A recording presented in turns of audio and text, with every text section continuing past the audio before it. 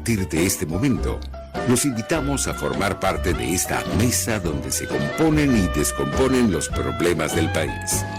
RCR presenta Buen Provecho.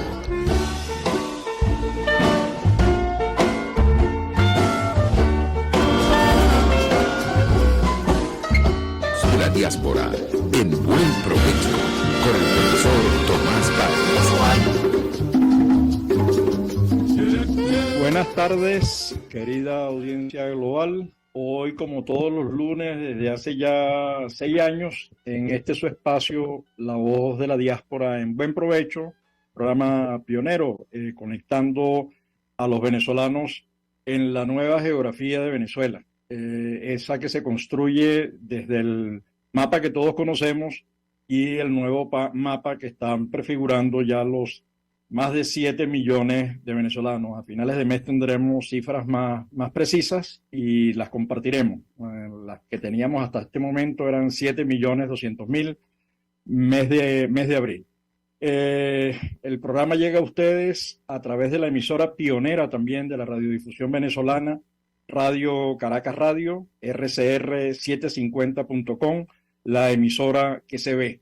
En la dirección de la estación se encuentra Jaime Nestares, en la gerencia de producción Willy Zarcaya, en la producción apoyándonos Catherine Manzano, en los controles Gregorio González y en la conducción este servidor Tomás Páez. Antes de presentar a nuestro distinguido invitado, a quien conozco desde hace ya unos cuantos años, me ahorro los años para estar claro. 2 o 3 cositas. La primera, bueno, ese volcamiento terrible nuevamente en México, antes había sido en Nicaragua, migrantes falleciendo en el Darién, venezolanos y haitianos, fundamentalmente, porcentaje elevado de quienes atraviesan el Darién, de acuerdo a las encuestas que se hacen en Panamá, que los reciben, en el puerto de Panamá que los recibe, son venezolanos, y no se trata de cualquier cosa, ¿no? El Darién es una de los tapones más peligrosos, de las selvas más peligrosas que se conoce. Bueno, ya se inició un nuevo gobierno en Colombia. Nosotros esperamos que se le dé, que continúe la política de Estado, como política de Estado, el tratamiento al migrante. Primero fue el PEP, que era el permiso temporal. Luego fue el estatuto, que ha sido así como una referencia de lo que es gestión migratoria a nivel mundial. Y uno quisiera, por supuesto, que esta política siguiera, que es la estrategia más adecuada, que es la de la regularización, que es la que permite, la que logra evitar el uso y abuso de los migrantes, los sin papeles. De ahí surge todo el tema de la droga, las bandas armadas, la trata de niños y jóvenes y mujeres. Entonces, bueno, agradecemos a Colombia que siga haciendo esa referencia, como ya Ecuador con el presidente Lazo la está siguiendo, está regularizando a los venezolanos. Lo ha hecho Brasil, lo ha hecho República Dominicana, lo ha hecho en general Latinoamérica, buscando opciones, visas particulares, visa democrática, etcétera. Y uno agradece en el alma ese. Una sola cosita antes de presentar a nuestro invitado. Designaron como embajador en Colombia a quien fue hasta hace poco ministro de Relaciones Exteriores en Venezuela. En una declaración que había dado Marta Lucía, creo que es la vicepresidenta y canciller de Colombia, la reacción del ministro venezolano, hoy embajador, era o fue que él le parecía exagerada la cifra. Y la ministra hablaba de 1.800.000 venezolanos en ese momento, siguiendo las cifras de la OIN. Pero es que el DANE, que es el Instituto de Estadística de Colombia, dice que no es 1.800.000, son 2.500.000, ¿no? Nosotros le decíamos y le pedíamos al ministro, en ese momento ministro, le pedíamos más bien cifras oficiales, información, digamos, ¿no? Es importantísimo. Ya vamos, queremos comenzar el programa por allí, pero antes de comenzar el programa, entonces, presentarles a Francisco Rojas. Francisco Rojas es economista, profesor universitario en la Universidad del Zulia, dirige un programa, después nos explicará por qué el programa de radio, porque dice que unas son de Rojas y otras de Arena, ¿no? Allí hay otro, lo acompaña otro sociólogo, Ender Arenas, en el programa, nos dirá por qué, qué pasó allí, porque son unas de cal y otras de arena. Gracias, Francisco, por dedicarnos un tiempo a conversar sobre esto. Y arranco con una pregunta.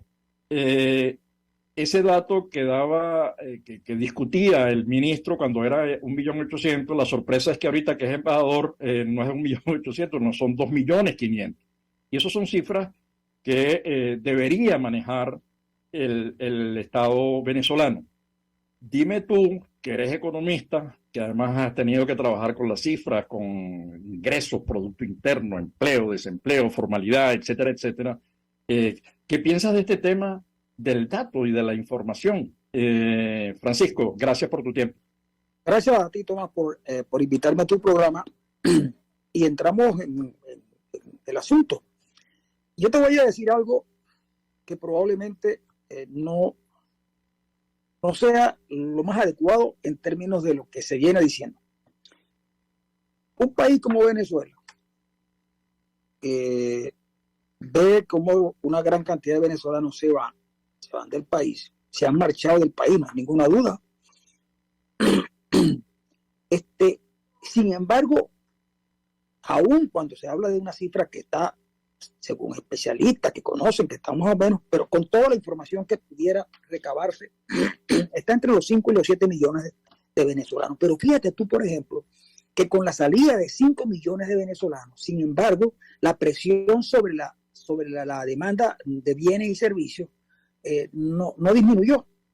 Yo recuerdo un dato, por ejemplo, cuando el gobierno alemán tenía una inflación elevadísima antes de llegar a Hitler.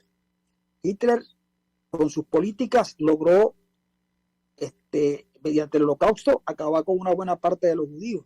Y la inflación bajó. La inflación se redujo bastante.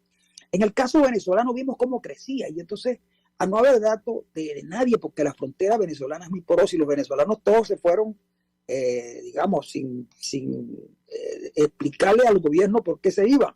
Y entonces, puede ser una cifra similar a la que tú dices, o puede ser un poco menos, pero lo que es relevante es que los venezolanos no tuvimos que marchar del país. Eso es lo relevante. ¿Y por qué no fuimos los venezolanos que no teníamos planificado salir? Bueno, porque las condiciones de vida se nos fueron estrechando.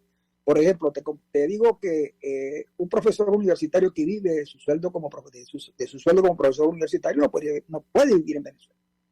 Y no te digo los profesores que, como tú hace rato señalaba, somos un poquito mayores, sino los jóvenes profesores que tienen hijos, que tienen que ir a la escuela, que tienen que comprarles comida, que tienen que comprarles ropa. Sí, es una cosa increíble lo que nos pasó a nosotros, y el gobierno probablemente no quiera reconocer esas cifras porque esa es una señal más de su fracaso. Es una señal más de su fracaso, y indudablemente un gobierno que no es responsable de nada, porque la otra cosa es que en Venezuela la culpa de lo que pasa no es del gobierno, no la tiene el gobierno, la tiene. Al principio eran los animales con la cosa eléctrica, y ahora apareció después las sanciones, el bloqueo, un montón de cosas, y por supuesto ellos no le dan respuesta a nada porque ellos no son responsables de nada. Y eso ocurre en todas partes. Claro, Francisco, pero fíjate, hoy precisamente un amigo me envió de otro amigo un estudio sobre el tema estadístico en Venezuela. Yo recuerdo que un profesor, a ese sí el nombre, si puedo decirlo, Alan Mulhern, que es inglés, había trabajado mucho el tema de la pequeña y mediana empresa, y decía que las estadísticas venezolanas eran una maravilla, en algún caso incluso superior en términos de calidad y en series históricas a algunos países europeos, ¿no? Y leyendo el informe hoy de una persona que conoce mucho este tema, hizo historia de cómo ha sido el tema de las estadísticas en Venezuela cuando se crearon el tema de los censos, la información epidemiológica, la información del empleo. Digamos, eso era una cosa muy seria. Ahora no, ahora el Banco Central de Venezuela produce información cuando le da la gana, produce la información epidemiológica. Si a alguien se le ocurre sacarle a algún ministro, le cuesta el cargo. Tú dices, pero la información es un bien público, es un bien para el proceso de planificación de servicios, para el proceso de planificación presupuestaria, qué destino a salud, qué destino a educación, porque bueno, la tasa de movilidad de la población bueno, impacta eso. En el caso del Zulia, que tienes dos procesos de migración interna e internacional, por todo el tema eléctrico que se ha producido y la gente ha tenido casi que buscar sitios menos inhóspitos, pues en el tema, porque vivían en apartamentos en los que el aire acondicionado era un componente fundamental, ¿no? Entonces, ¿qué se puede hacer allí? Porque 7.200.000 venezolanos fuera, significa que dentro hay niños y jóvenes, significa que hay abuelos y hermanos, hay tíos, etcétera. Es decir, que ahí hubo una movilidad. Y en el tema migratorio ocurre lo mismo. Ellos tienen los datos, pero la información no se produce. Mira lo siguiente, yo hace un tiempo atrás leí una declaración que dio un premio Nobel de Economía. Y a él le preguntaron que qué le recomendaría a los países en vías de desarrollo, o en particular a los países latinoamericanos. Le digo que afinaran sus análisis estadísticos, porque él consideraba que cuando se hablaba de la pobreza, se estaba sobreestimando la pobreza y no se dedicaban recursos a otras áreas, porque se hablaba de una pobreza y entonces analizaba unos componentes importantes de lo que es la pobreza y llegaba a la conclusión de que no era tal. Pero a nosotros nos gustaba hablar de pobreza crítica, incluso algunas veces acompañamos discursos que no tenían asidero en la realidad. Ahora, volviendo al tema de las estadísticas, yo tengo que reconocer que las estadísticas en Venezuela tenían un margen de confiabilidad enorme. Yo, por supuesto, que trabajé muchos años en el sector agrícola, que tenía que trabajar con las cifras del Banco Central y con las cifras del Ministerio de Agricultura y Cría, sabía que esas cifras se iban actualizando año a año y era obvio que las investigaciones que se hacían en el campo a partir de las cifras del Ministerio de Agricultura y Cría, había que ajustarlas con las del Banco Central, pero siempre eran unas cifras, unas estadísticas que están bien llevadas. Ahora en Venezuela eso se acabó, pero se acabó porque es que yo tengo la impresión de que quienes gobiernan no tienen nada que ver con el país. Es decir, yo particularmente creo, y eso es una opinión bastante subjetiva, que los que gobiernan en Venezuela no son venezolanos, porque es que no les duele el país. Y a nosotros, fuimos educados y preparados y nos organizamos para mejorar la vida del país, descubrimos que estos que llegaron a gobernar, yo quisiera en el más profundo de mi corazón que el gobierno tuviera éxitos, porque esos éxitos del gobierno serían traducidos a bienestar de la sociedad venezolana, pero no ocurre así.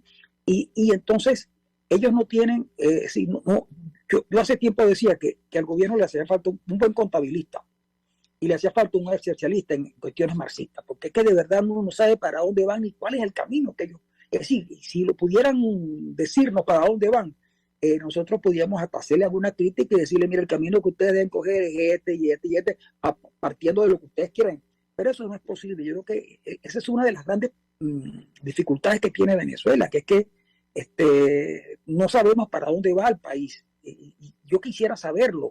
Me imagino que muchos venezolanos también. Hay dos cosas que tú has dicho, Francisco, que a mí esta última, que es, pareciera que son enemigos del país, ¿no? Digamos, porque el proceso de destrucción ha sido. Yo tuve un entrevistado, profesor, por cierto, de la Universidad del Zulia, que ha trabajado en el tema del lago de Maracaibo, y cuando salí de la entrevista, yo no sabía qué decir, porque si no se toman acciones de manera inmediata y sostenidas en el tiempo, se corre el riesgo de perder el lago. Entonces tú dices, oye, pero hasta eso, porque es el lago, es todo el Orinoco, todo el sur del Orinoco, con la explotación del oro salvaje, ¿no? Ese es un componente que me gustaría que profundizaras. ¿Por qué crees tú que no hay venezolanidad allí? ¿Por qué lo identificas de esa manera? ¿Puedes ahondar un poco más?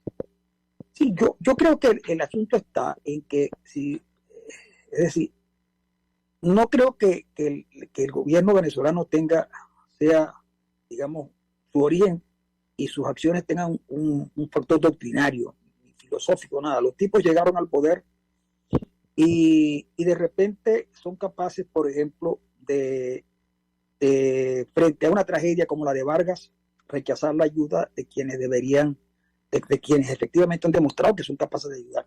Y eso no es una cosa casual. Fíjate tú, por ejemplo, en Cuba acaba de ocurrir un accidente gravísimo, donde murieron unos jóvenes bomberos, y cuando era imposible apagar el incendio, los Estados Unidos le ofrecieron a Cuba ayuda, la ayuda rápida, y además le ofrecieron hospitales en Miami, que está cerquitica, para que pudieran traer a los heridos y curarlos. Y el gobierno cubano no respondió o se negó a hacerlo.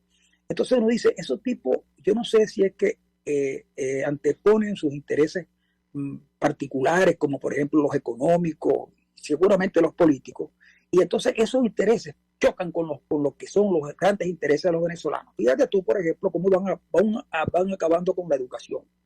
La educación pública está en muy mal estado. Entonces la universidad que se había resistido y a la que se le había empezado a atacar por el flanco, por ejemplo, de las elecciones, cuando tenían mucha popularidad, y las universidades se resistieron, unas universidades que siempre fueron dirigidas de alguna u otra forma por una mentalidad de izquierda, y luego, al no tener eso, las acercan por el presupuesto, y entonces las comienzan a estrangular, y del país se va una parte importante de esa masa crítica que deben tener todos los países.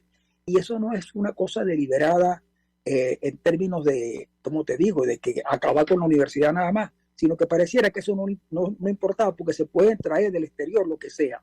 La agricultura venezolana está en mal estado, pero nosotros vamos a hacer potencia agrícola cuando los iraníes se aprovechen de 1 millón de hectáreas que Venezuela tiene para producir alimentos para Irán y para Venezuela. En fin, cuando las ayudas a otros países se dan indiscriminadamente, sin saber, sin propósito y sin plan, mientras el país está pasando necesidades, entonces tú dices, bueno, estos tipos son mucho más, quieren mucho más a Cuba que a Venezuela. Entonces yo digo, bueno, si esto es así, estos tipos es que no son venezolanos, estos tipos son de otra parte, o simplemente tomaron el país como un botín de guerra.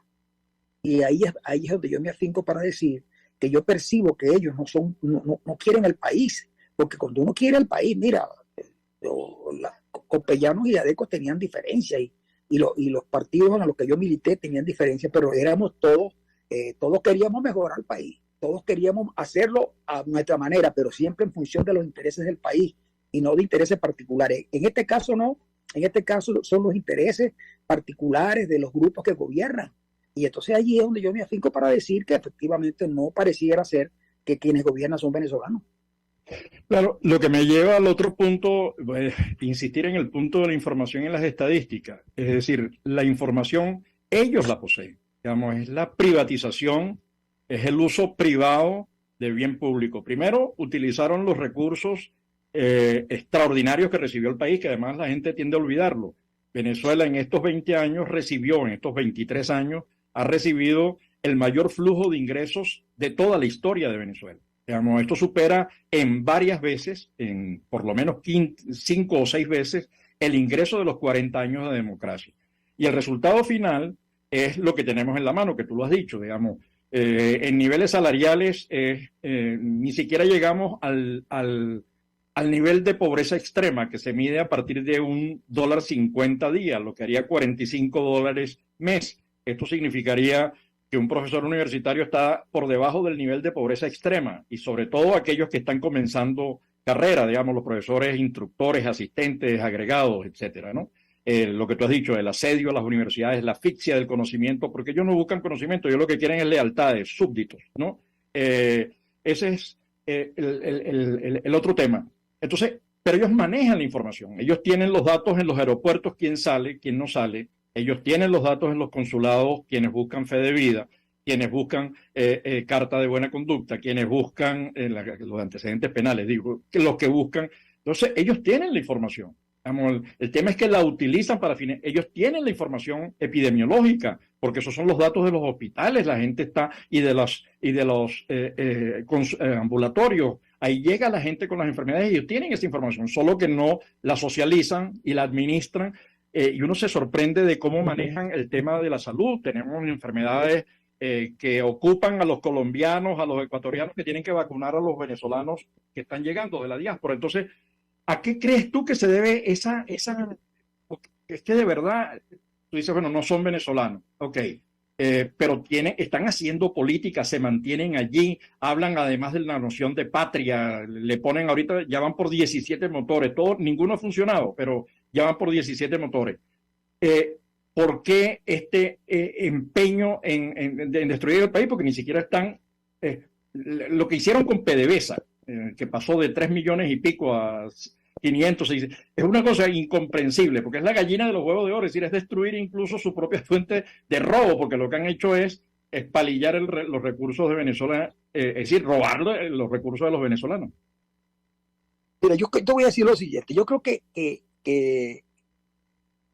en Venezuela no hay gobierno. No hay un gobierno porque los gobiernos, mal que bien, tienen una idea de para dónde van las cosas. Yo tengo la impresión de que esos tipos están allí pensando que en cualquier momento se van a tener que ir. Y como se van a tener que ir, están acumulando todo lo que se puedan llevar. Y esa es la razón por la que, por ejemplo, ellos no lograron estabilizar la producción petrolera, sabiendo además que esa es la locomotora que tiraba de la economía venezolana. Con precios altos en el ciclo petrolero, digamos más o menos bien. Y si no, aguantábamos como cuando pasó con Caldera en $8 el barril. Pero resulta que ellos lo que los mueve es llevarse todo lo que puedan de la más rápidamente posible. Fíjate, por ejemplo, en el sur, en el lago de Maracaibo, en la zona petrolera, allá había unas contratistas que a quienes PDVSA le debía mucho dinero. La salida fue expropiarla. Por cierto, los trabajadores petroleros ese día gozaron mucho. Yo recuerdo que estaba por allí cerca y vi cómo disfrutaban de la estatización que Chávez estaba haciendo. Y ahora veo cómo, por ejemplo, desmantelaron toda la industria petrolera porque nadie ha dicho, o si lo han dicho algunos, que se llevaron los remolcadores, que se llevaron las lanchas, que se han llevado las cabias, que se han llevado una gran cantidad de insumos que tenía la actividad petrolera, se perdió. Volver a arrancar la actividad petrolera en la costa oriental del lago va a ser altamente difícil. Y además de eso, el otro problema que tiene es que el muro que tiene más de 70 años, construido por los holandeses, no tiene mantenimiento y en cualquier momento ocurre una tragedia. Y esa tragedia la habían previsto la petrolera en el sentido de crear drenaje a lo largo de la zona más difícil, y eso se perdió todo. Eso era absolutamente indescriptible para cualquier persona que haya vivido allí.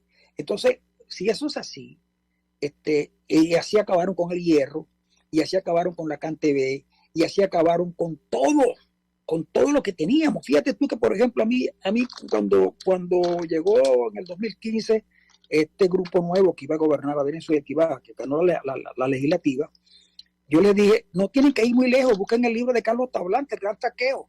Lean el libro de Tablante y con ese libro empiezan a operar. Ahí está toda la información. Lo que hay es que buscar el libro y leer y analizar bien, y entonces buscar las causas. Pero no, eso no se hizo. Y entonces, a veces la angustia que me da es justamente tomar que con todo el sufrimiento que estamos viviendo nosotros, pareciera que tampoco a quienes les debería interesar más el asunto de la crisis venezolana, tampoco pareciera que les interesa.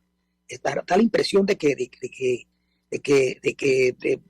quedamos en manos de gente que no sensibiliza con los grandes problemas venezolanos. Por un lado, el gobierno que no entiendo que sea gobierno, y por otro lado, quienes debían hacer una oposición sin mezquindades, no solamente el presente, pues tampoco lo hacen.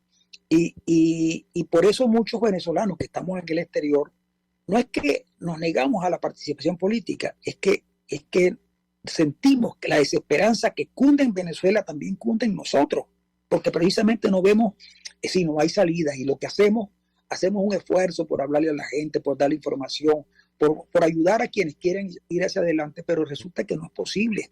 Y de allí que yo no soy de los que cree, y me perdona si estoy demasiado pesimista, no soy de los que cree que el cambio de gobierno esté a la vuelta de la esquina, por supuesto, sin desconocer que los procesos sociales se desencadenan sin que uno se dé cuenta, y al final ahí se dan las cosas. Pero de verdad, Tomás, que que me agrada lo que tú haces, de estar pendiente de la diáspora. Y yo me sentí muy contento con estar invitado a tu programa, pero siento que a veces es necesario ir un poco más allá. No sé si que se ha hecho. Yo participo en grupos acá de discusión y esas cosas, y a veces éramos como 40 y estuvimos quedando 10 y ahora quedamos menos y casi no nos reunimos porque las reuniones son más para lamentarnos que para proponer cosas.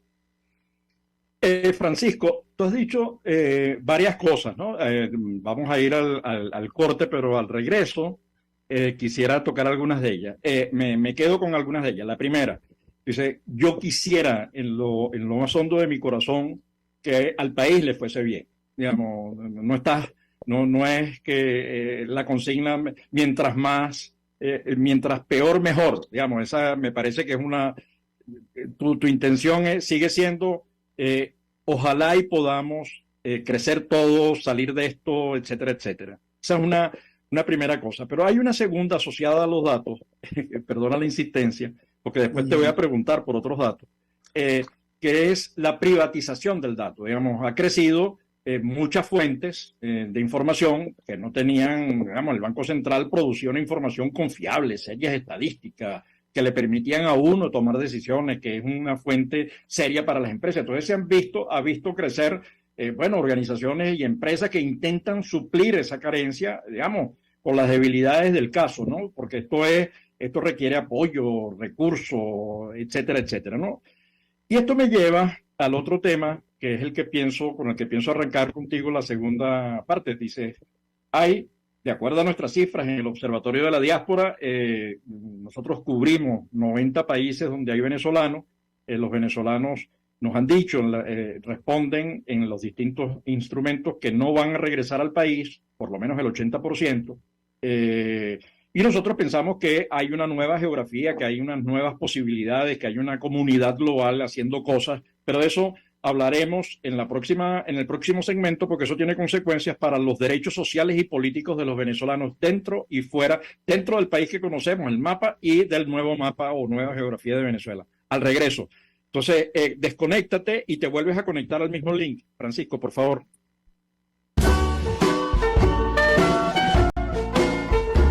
Los grandes temas se debaten en la mesa. Buen provecho. Por RCR 750. La radio que se ve. Y síganos en Twitter en @RCR750. Sintonícenos a través de Periscope, @RCR750. La radio que se ve. El que sabe de sabor sabe de saber que Del Corso es la clásica pastelería italiana de Caracas. Qué ricos sus dulces típicos tradicionales, como los auténticos cannoli, la sfogliatella o la cola de langosta, no tienen comparación. La pasta seca de almendras y chocolate o su gran variedad de tortas, cumpleaños, bodas, bautizos o comuniones, reuniones familiares o eventos corporativos. Teléfonos 0212-941-1971. Pastelería Del Corso, la pastelería italiana por tradición y excelencia. Moisés Naim en Efecto Naim. Hola, soy Moisés Naim desde Washington. Conéctese a rcr.tv. También nos puede seguir por @Efecto Naim en Twitter. Y estamos en Facebook y en Instagram. Y no olvide que puede disfrutar todos los contenidos del programa cuando usted quiera, suscribiéndose a nuestro canal de YouTube. Nos vemos en la radio. Los miércoles y viernes a las 7 de la noche. Solo por RCR 750 AM. Contigo. Les habla Eduardo Battistini de Primero Justicia. Una de las grandes enseñanzas que vamos a tener los venezolanos después de todo este proceso que estamos viviendo es a valorar cada vez más lo que tenemos en Venezuela. Porque hoy en día, por ejemplo, un venezolano que está afuera se ha ido acostumbrando a que los servicios públicos cuestan, se ha ido acostumbrando a que nada puede ser gratis, porque nada gratis es sostenible en el tiempo. Y yo espero y aspiro que cuando vayamos a Venezuela, la reconstrucción de nuestro país no solamente es una reconstrucción física de la destrucción que ha hecho el chavismo en la infraestructura y en la economía venezolana, sino también vayamos a una reconstrucción de la forma de pensar y de cómo nosotros afrontamos el ser ciudadanos realmente en el marco de un país que necesita de una ciudadanía que colabore y que sea parte de la solución y no sea parte del problema. Contigo, solo por RCR, porque lo bueno une. Es una interpretación de tendencias para tu signo zodiacal, un espacio guiado por los movimientos planetarios y sus consecuencias. Acompaña a nuestros astrólogos a descubrir lo que le deparan los astros signo por signo. Guía astrológica, todos los sábados, a partir de las 3 de la tarde, por RCR 750 AM.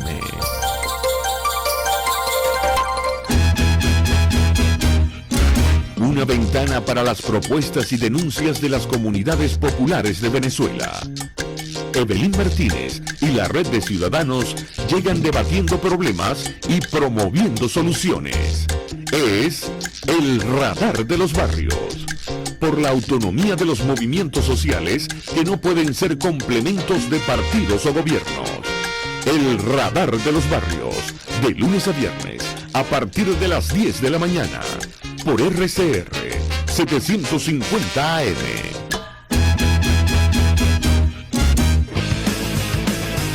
Un espacio que analiza y debate la coyuntura política, económica y social de nuestro país.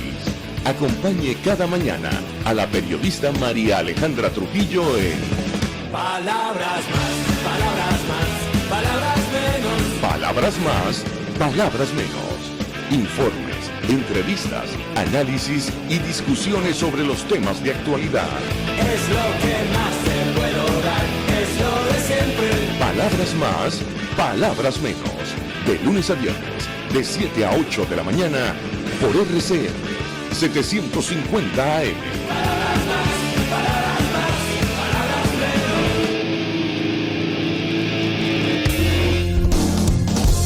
menos. RCR 750 AM.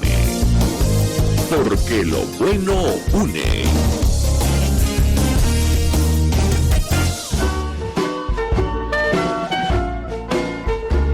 Escuchas Buen Provecho por RCR 750, la radio que se ve.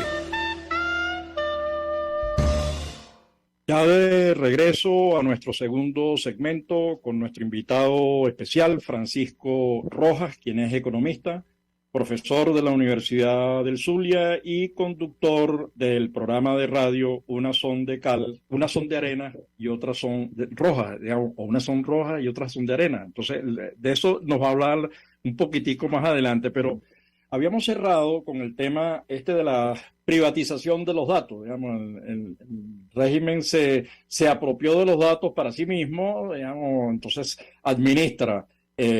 Pero los datos que está administrando, uno no sabe cuáles son realmente, porque todas las fuentes estadísticas, al no tener bases sólidas, al no tener, además, fuentes confiables, además uno no sabe desde qué parámetros están partiendo en el ámbito económico, social o de salud o educativo incluso, bueno, generan dudas, todos esos datos generan suspicacia, sin poner en duda que de pronto, como tú decías al principio, la demanda se haya movilizado. Lo que pasa es que nosotros entramos en un foso en el que entran muy pocos países en el mundo, que una caída del 80% del PIB. Hay países en guerras que han salido en mejores condiciones, ¿no? Entonces, cualquier incremento pasamos, lo he repetido, del subsótano 80 al subsótano 75, o al subsótano 70, como lo quieran ver. Pero al final, retornar al año 2013, digamos, retroceso a 2013, requeriría unos cuantos años de política sostenida. Y bueno, la revisión de la maraña de leyes que asfixian el mercado, que asfixian la empresa, es tan grande que solo van a invertir, como hicieron en China, en las zonas económicas especiales que inventó Deng Xiaoping cuando empezó con el reconocimiento de la propiedad privada, que ni siquiera lo llamaba así, sino economía familiar. Bueno, eso va a requerir un cambio legal importante. Fíjense que en el caso de China, la propiedad privada se reconoce como ley en el año 2007. Ni siquiera fue cuando arrancó Deng Xiaoping, porque les daba mucho temor hablar de propiedad privada, e incluso cuando la aprobaron hubo votos en contra. Es decir, que hay cosas que generan fisuras mentales que solo se curan con la muerte, como decía un gran economista, amigo Antonio Paiva. Pero hablando del dato, nosotros tenemos ahorita 7 millones, no vamos a discutir el número si son, en todo caso la OIN, que ya tiene que corregir 700.000 hacia arriba, está hablando ya de 6.800.000, digamos, como referencia, pues, ¿no? Sí, estamos hablando de muchas personas que están en distintas situaciones. Unos venezolanos que no tienen documentos de identidad, digamos, son apátridas, no tienen patria. Afortunadamente Colombia le ha cedido la nacionalidad a unas cuantas decenas de miles de venezolanos, y eso hay que agradecerlo, porque cómo hacían para pasar de grado, de tercer a cuarto grado, cuando se les dio la escuela. Pero esos muchachos no tienen cédula de identidad, como lo reconoce el informe Bachelet, con los documentos de identidad. Además, no solamente no existe cédula, sino que es que tampoco hay pasaporte. Hay mucha gente que ni siquiera viaja al país por temor a no poder salir de Venezuela. Pues además los pasaportes tienen precios de oro, ¿no? Luego están y estamos hablando de derecho humano, derecho a la identidad, el derecho a ser reconocido como ciudadano del país en el que nació o del país de sus padres. Eso se lo niega el gobierno venezolano a sus ciudadanos. Es decir, en la tesis de que como que son enemigos del pueblo, pues parece que no les gustan los venezolanos. Además querían siempre transformarlo, querían crear un nombre distinto, un nombre nuevo, lo llamaban. No sabemos a imagen y semejanza de quién.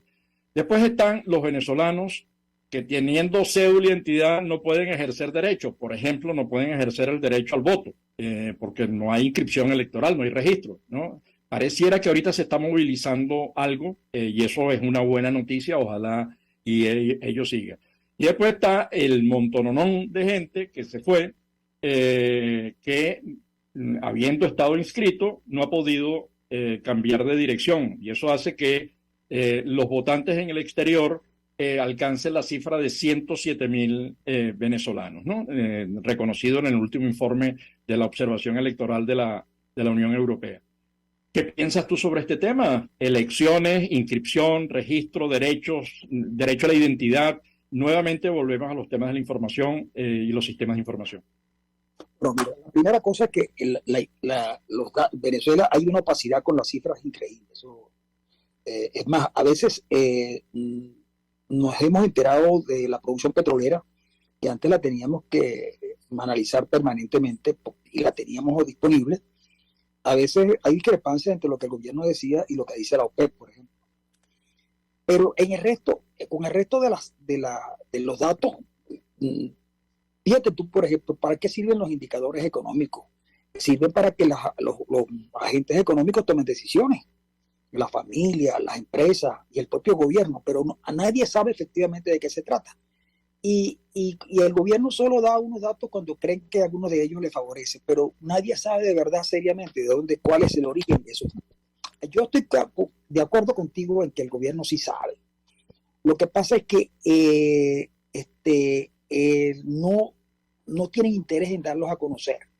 Yo una vez le pregunté a Rodrigo Cabeza, siendo ministro, y luego después que fue ministro, acerca de por qué los datos de la economía no se presentaban como se hacía antes. Y él, por supuesto, como economista y profesor de la universidad, estaba contento de eso y dice, bueno, porque pudiera darse el caso, y me lo dijo ya después de que salió el ministro, que estos datos no favorecieran al gobierno. Entonces, mientras menos sepa la gente, mejor. Yo he estado tratando de averiguar algunos datos de la economía cubana por interés profesional y no he podido tenerlo de verdad seriamente. Y lo que hay son especulaciones. Ahora, hay empresas y organismos que se encargan de buscar información, pero es tratando más bien de aproximarse a las cifras a partir de un estimado. Nunca sabemos efectivamente de qué se trata. Y ese es un gran problema a la hora de definir qué es lo que se va a hacer. Bueno, pues bien, eso yo no tengo duda de que ahí hay mucha posibilidad y que el gobierno no tiene interés en que esas cifras se conozcan. porque una vez que se conozcan, fíjate tú, por ejemplo, la Asamblea Nacional, a través de José Guerra, que es un gran profesional, un buen economista y un hombre que tiene formación en el Banco Central, nos iba dando información y esa era más o menos la que nosotros tomábamos, pero el gobierno nunca terminó aceptando que eso era verdad. Y lo primero que tiene que hacer un gobierno es reconocer la realidad que tiene para poder empezar a tomar decisiones. Pero a ellos realmente eso no les importa. Pero sí, por ejemplo, algunas áreas que ellos lograron desarrollar, como por ejemplo lo que tiene que ver con el comercio. Y cuando hay consumo y hay comercio de ese tipo, hay cierta sensación de bienestar. Por eso los bodegones, por eso algunas cosas que nadie se explica por qué hay bodegones, porque justamente de la aduana a los sitios, aparte de toda la corruptela que hay en los puertos, que es una cosa increíble, o sea, los containers que salen de Estados Unidos para Venezuela semanalmente son cuantiosísimos. ¿Y a dónde van? A lugares establecidos que permiten visualizar cierto nivel digamos, de bienestar. Alguien me decía, es que en Maracaibo no está pasando nada, ¿no? Porque en Maracaibo hay, la gente, los restaurantes están llenos. Yo le dije, pero ¿como cuántos habitantes tendrá Maracaibo? ¿Tendrá 1 millón? Bueno, si tiene 1 millón, ¿cuántos restaurantes de clase hay en Maracaibo? Habrán 40. ¿Y cuántas mesas tiene cada uno? Tendrá 50 mesas. Son muchos. Y si tienen carro, van. Entonces tú sientes que hay una bonanza, pero no es tal. Porque la gente en la zona más alejada del propio Maracaibo, del centro de Maracaibo, viven muy mal.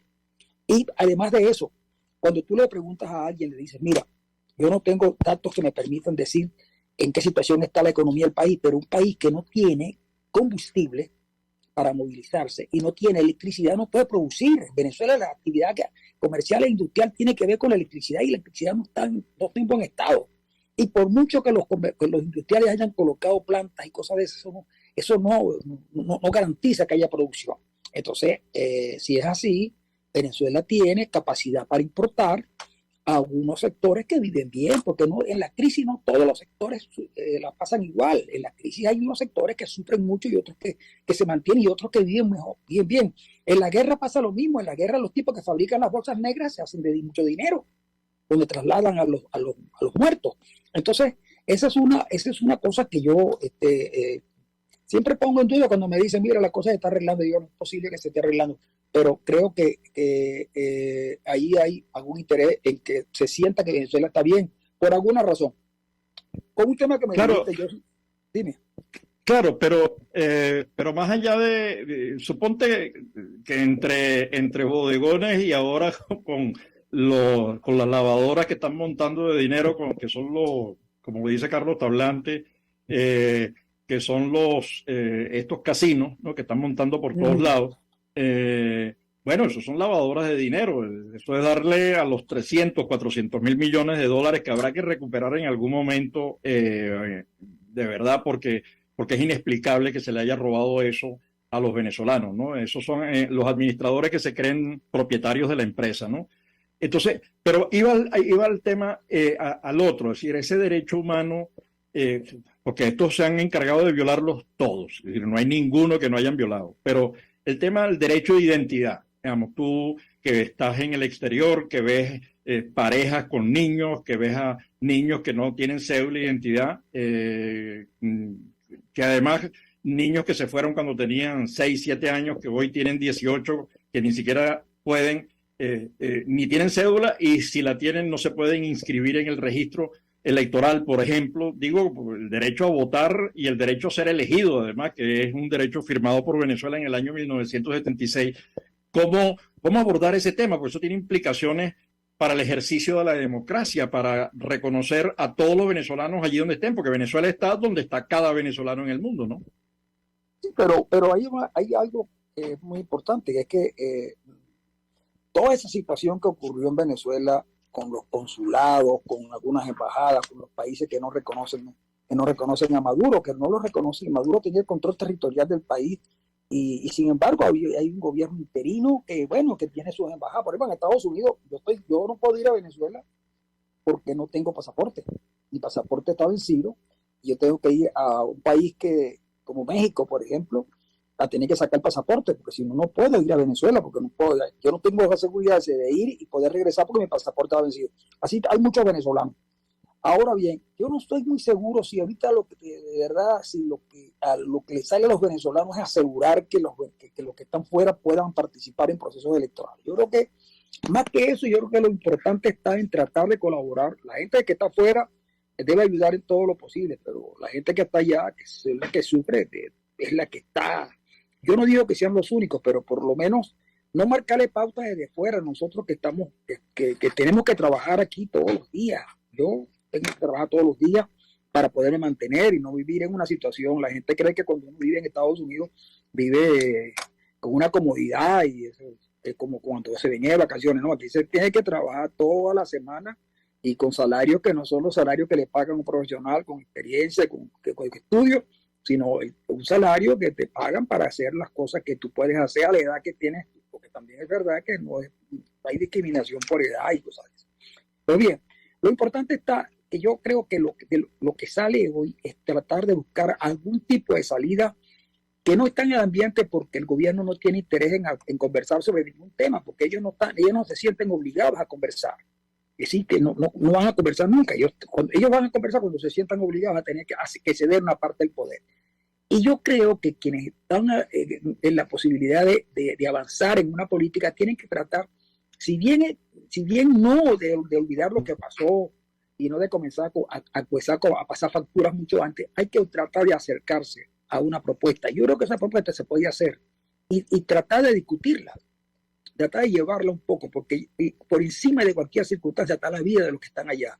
Yo tengo mi familia, tengo mi madre que tiene 24 años, y tengo hermanos y tengo familiares que la pasan mal, y a los que uno puede ayudar con todo lo que quisiera.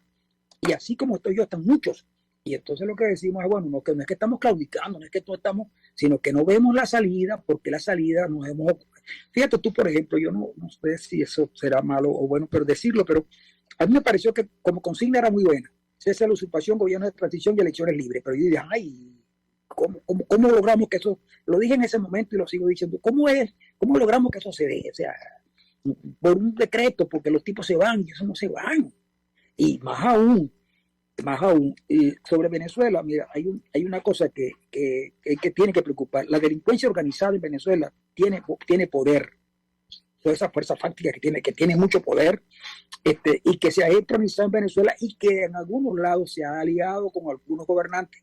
López Obrador no ganó las elecciones en Estados Unidos, en México, hasta que no logró una alianza que permitió la consigna más abrazos y menos balazos. Ya estamos viendo la crisis que hay en México, porque comienzan la sociedad comienza a pedirle al gobierno que enfrente a la delincuencia y comienzan a hacer cosas que no se han hecho en otros lugares. En el caso colombiano, Petro llegó a acuerdos con el narcotráfico, que yo no tengo pruebas, sí es verdad, pero hay evidencias que nos permiten hacer eso. Y en Venezuela, un componente importante del gobierno tiene que ver con eso. ¿Por qué? Porque el gobierno y algunos personajes del gobierno muy importantes han tenido que acercarse a la delincuencia para asegurar que no los tumben. Porque no es verdad, en Venezuela hay dificultades. Y entonces ves, por ejemplo, cómo la Fuerza Armada va desapareciendo en rol protagónico, pero sigue teniendo armas mejores. Acaban de hacer están todavía en unas operaciones con Irán, con Rusia, con China, que son delicadas por el tipo de armamento que están mostrando. Es decir, hay que buscar la manera, Tomás, de acercarnos a una solución que obviamente contenga algunos factores importantes que hoy están o cerca del gobierno o incluso en el gobierno. Yo lo digo con la responsabilidad del caso. En todo caso es mi opinión, es subjetiva, sin duda es mi opinión. Yo no claro, y las opiniones valen, digamos. Yo creo que es para sopesarla, analizarla.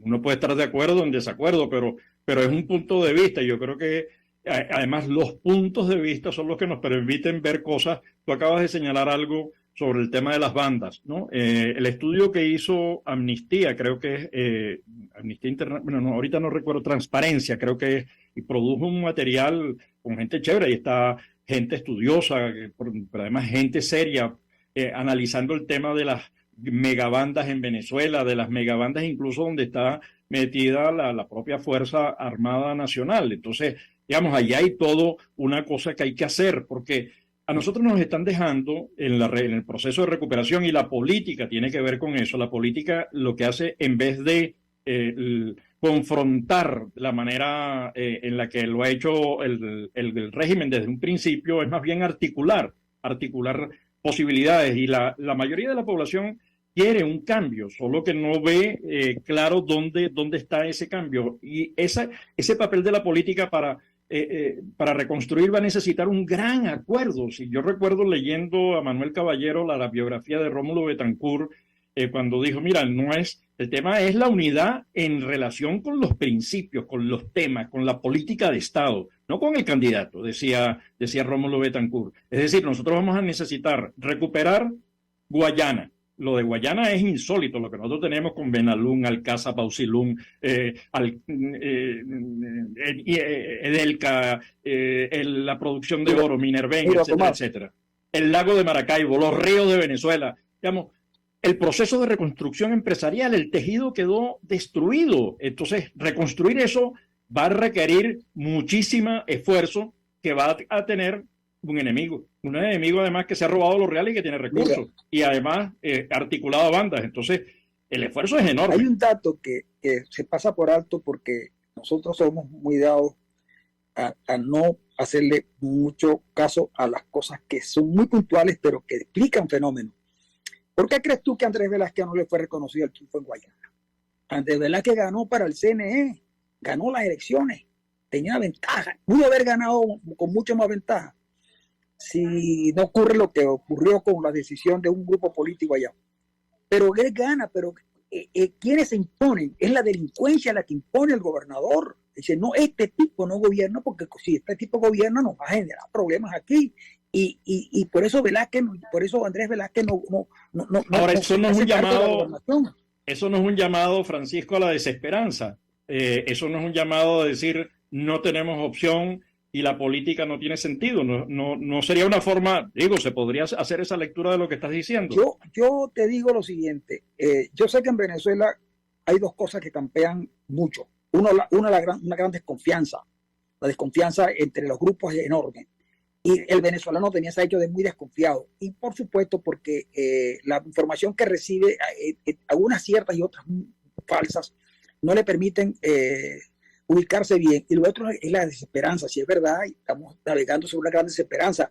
Yo lo que digo es que el hecho de reconocer esta cosa no necesariamente te obliga, sino a pensar cómo ir hacia adelante. Hay cómo hacerlo. Por ejemplo, todavía Venezuela no ha cicatrizado definitivamente las heridas que se causaron, que causó la salida de Pérez Jiménez. Hay todavía quienes plantean que los adeptos cuando tumbaron a Medina, y que Medina era un gran presidente, y no sé qué cosas, eso todavía, y aquellas heridas que había entre COPEI y AD,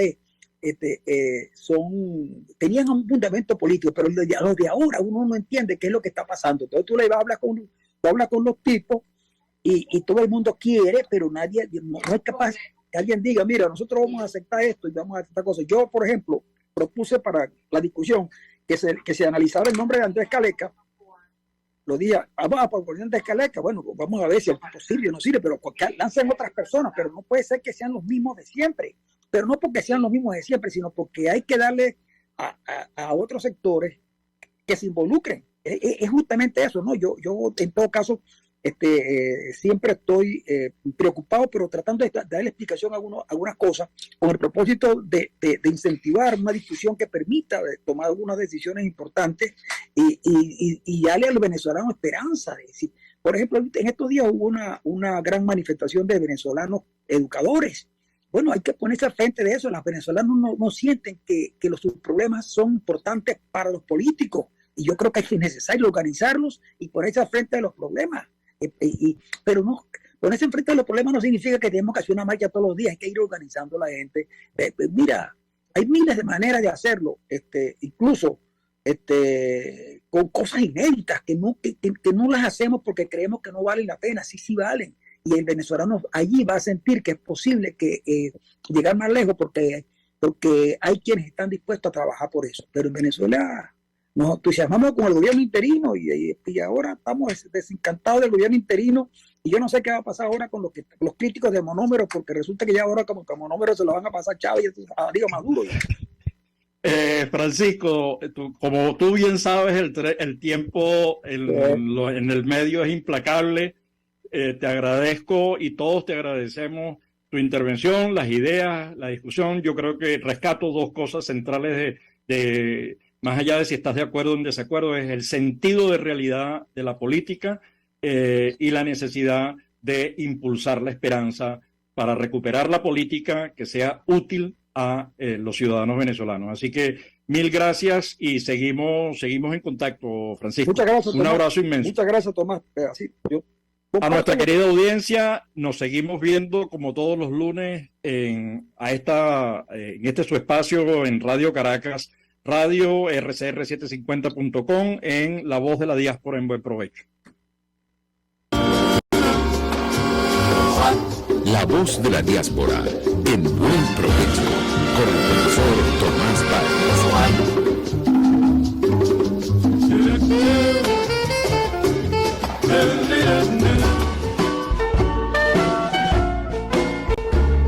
RCR presentó Buen Provecho. Síganos en Twitter como @RCR750. La radio que se ve.